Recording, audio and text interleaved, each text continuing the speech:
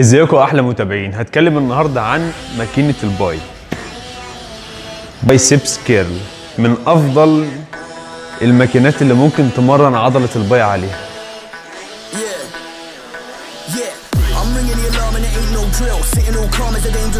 وده لان صعب جدا انك تغش في التمرين وانت قاعد عليها لو اتمرنت بشكل مظبوط.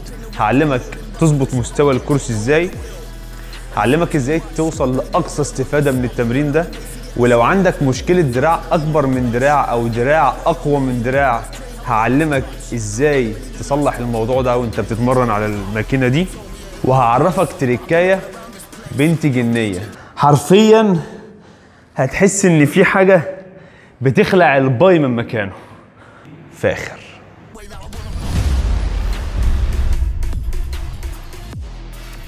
اول حاجه هشرحها وانت داخل على الماشين ازاي تظبط مستوى الكرسي بناء على طولك. الكرسي ده فيه ارتفاعات زي ما احنا شايفين كده اهو. طيب بالنسبه لي لو انا قاعد بالشكل ده هنشوف ان في فرق كبير من الجنب من هنا، وانا عالي جدا على المكنه، وما باجي اتمرن كوعي مرتكز هنا لكن من هنا فاضي. ده كده معناه ان الجهاز مش مظبوط على المستوى اللي انا عايزه، او مش مظبوط على مقاس طولي، وهيضايق لك كوعك وانت بتتمرن.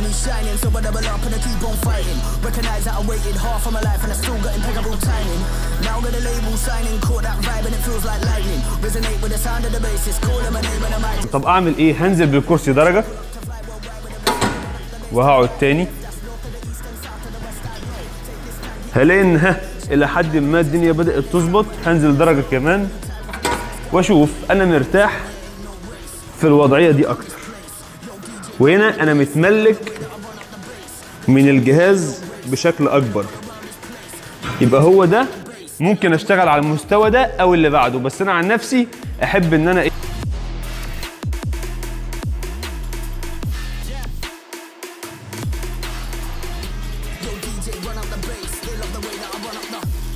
ابقى قاعد في شكل منخفض كده وانا بتمرن. طيب كده عرفنا ازاي اظبط مستوى الكرسي بتاعي، ان لازم ما يكونش فيه فرق كبير هنا، لازم دي تخدم هنا بالشكل ده كده عشان الاداء يطلع بشكل مظبوط.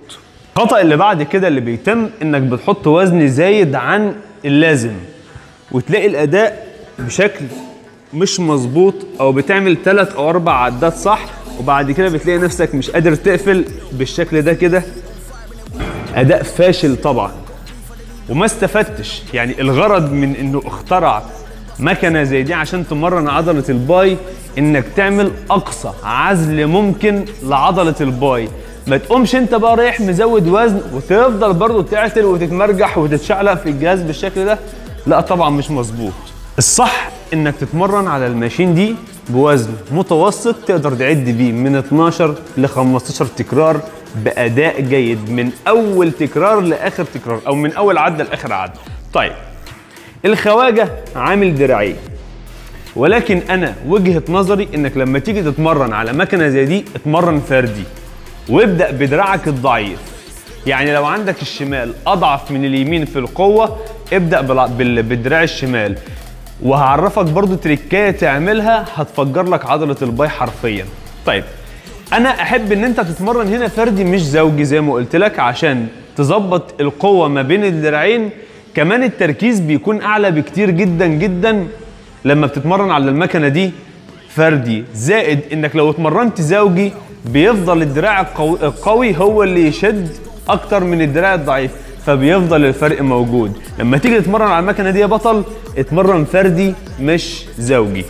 وهنشوف دلوقتي التركايه بنت الجنيه اللي هتخلي التمرين فاخر قوي.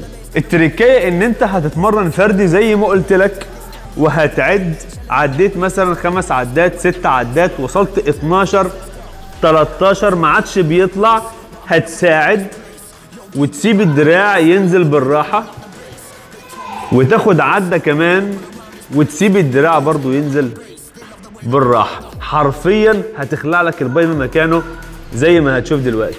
هنجرب بقى التركايه بنت الجنيه هتعمل ايه في عضلات الباي.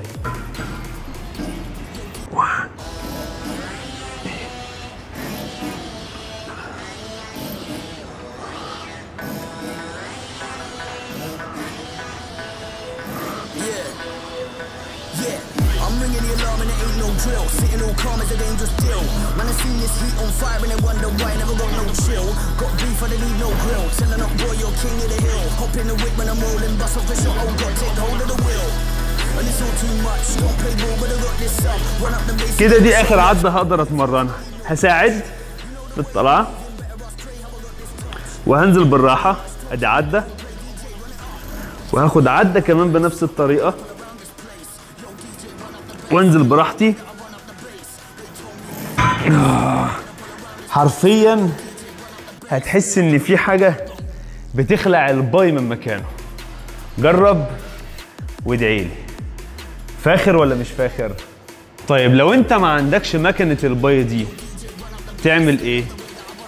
نفس البنش ده ولكن بالدمبل، ممكن تتمرن نفس التمرين بنفس الطريقة اللي انا قلت لك عليها دي، وحرفيا برضو هتفجر لك الدراع. لكن لو انت بتتمرن في بكر جيم، فبكر موفر لك طبعا احدث الماكينات اللي ممكن تتمرن عليها، الحمد لله والشكر لله يعني، فهتلاقي المكنة دي عندنا. لكن لو انت بتتمرن في اي مكان تاني والمكنة دي مش عندك، ممكن تتمرن بالدمبل نفس التمرين. جرب التمرين يا برنس وادعيلي، وجرب التمرين وادعيلي.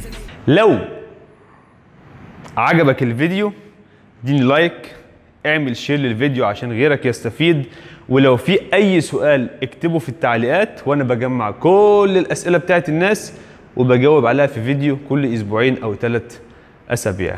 وشكرا.